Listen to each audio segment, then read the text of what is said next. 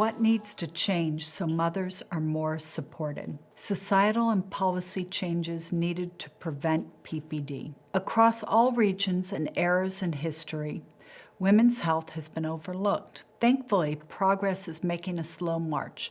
There are far more resources for mothers today than there ever were before. Take the survival course, for instance.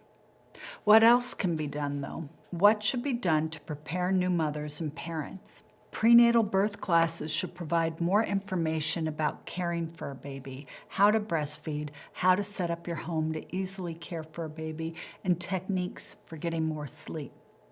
Partners should be educated on how to do all of this too, and how to avoid taking the role of witness rather than active parent. Prenatal and parenting classes should also focus more on skills for preventing PPD. As PPD is the most common complication of childbirth, it seems only logical that prenatal classes also address this need. Postpartum support groups need to be available and affordable in more areas. It seems logical that providing services that reduce the rate of PPD will be highly cost-effective for saving future healthcare dollars. Healthcare recommendations for women need to take into account the impact the advice will have on the mother. If a pediatrician recommends that a mother breastfeed her underweight baby every 2 hours throughout the night, the pediatrician needs to discuss what support she has. Could a bottle be given? What else can be done so this baby gets what he or she needs, and so does the mom? Pediatricians need to consider both the well-being of the baby and the mother and have their recommendations reflect this. More doctors' offices need to routinely screen for depression. This includes obstetric providers, family doctors, and pediatricians. This is now the expected standard of care for each of these specialties, but practice guidelines don't always trickle down to every doctor's actual practice. Think how often women's weight and blood pressure are checked during their obstetric visits compared with how often they're screened for depression. Yet PPD is the most common complication of pregnancy. Women can help remind doctors by asking them what their practice's policy is for screening. Women can also let their doctors know if they were never screened. You don't have to have PPD to be able to point this out. Your voice might be enough to change a doctor's habit so they can identify someone who needs help.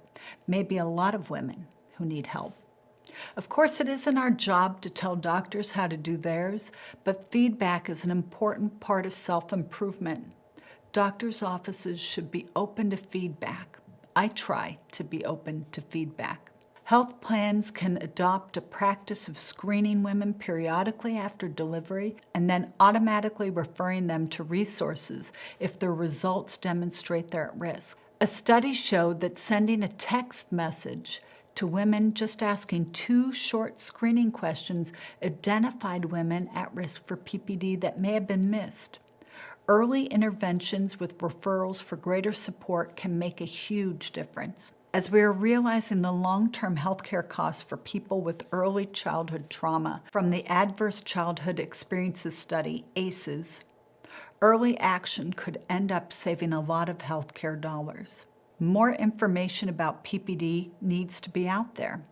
Mental health groups and parenting organizations should offer group support for new parents.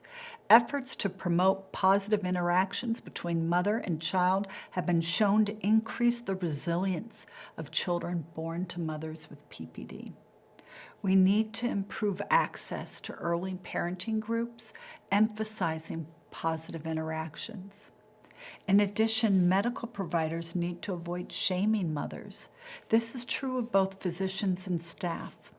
When mothers feel good about themselves, they're more likely to interact with their babies in a positive manner. On a corporate level, more women need to be part of the executive teams and businesses so that workplaces can become more family-friendly. This is particularly true in the training of physicians. In my own medical training, I've witnessed pregnant physicians in training doing 36-hour shifts every week, shifts so hectic there was rarely any time to sit, let alone sleep. Some of these women had preterm births. Their training to become doctors was risking the health of their babies. This is absolutely shameful for the obstetrician faculty overseeing them. This kind of shift scheduling has been the standard among medical schools and residencies. Certainly when I was coming up, it was a time in which women still had to prove they were equal, so they could not ask for adjustments to be made, or at least it was hard.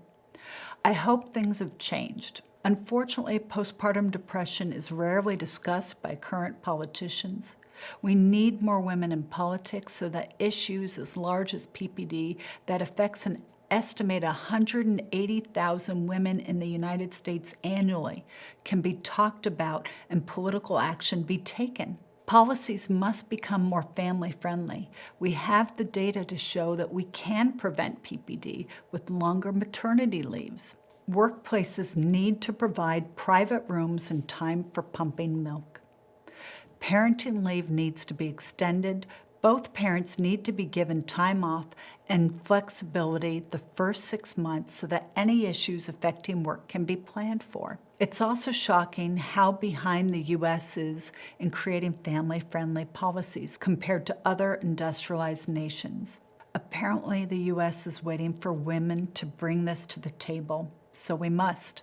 Finally, we need a shift in our culture. We need to be more supportive and inclusive and less critical how others care for and parent their children.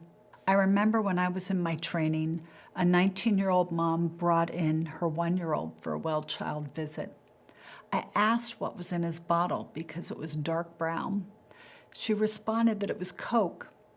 I was shocked, and I knew if I responded by shaming her, she would never bring her son in for his next visit. So instead, I asked her how things had been going for her. What were her struggles as a mother? Turns out she had no electricity and therefore couldn't keep milk at a safe temperature and was low on food as well. This single-teen mom needed all the support she could get, not shaming. The same is true for a struggling mom at a playground or a grocery store. All moms should feel welcome and supported.